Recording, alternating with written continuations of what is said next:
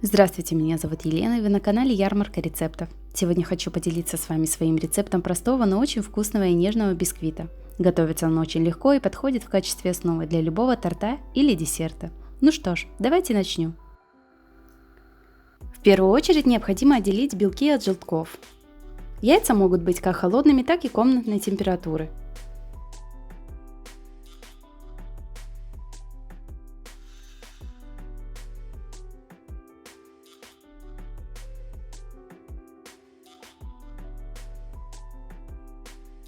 К желткам добавляем соль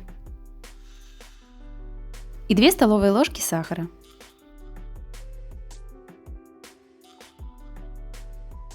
Тщательно все взбиваем миксером. Масса должна побелеть и увеличиться в объеме хотя бы в 2 раза.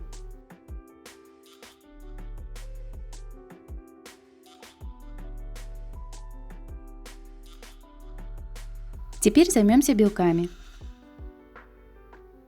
Взбиваем их миксером до появления небольшой белой пены.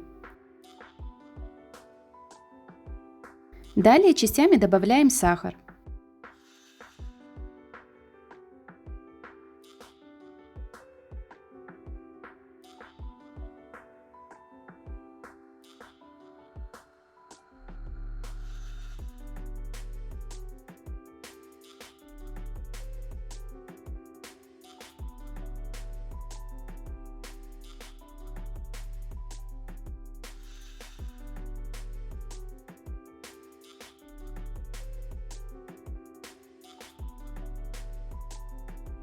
Взбивать белки необходимо до появления хороших стойких пик.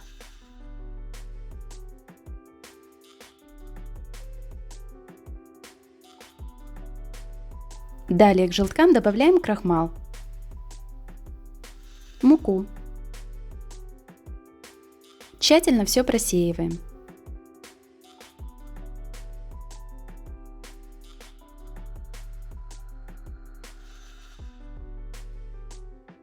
Затем хорошо перемешиваем до однородности.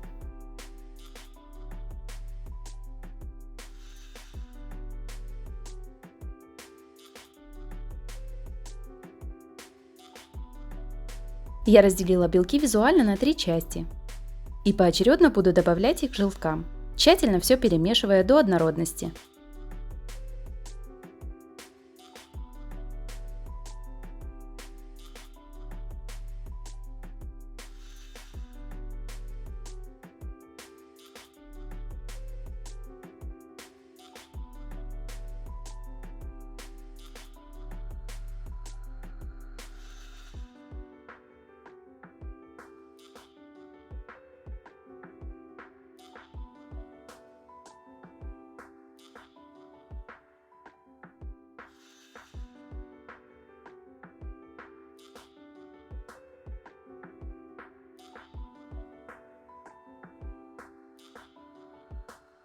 По консистенции тесто должно напоминать густую сметану. Затем выливаем тесто в форму для выпечки. Дополнительно смазывать ее ничем не нужно. Дно застилаем пергаментной бумагой.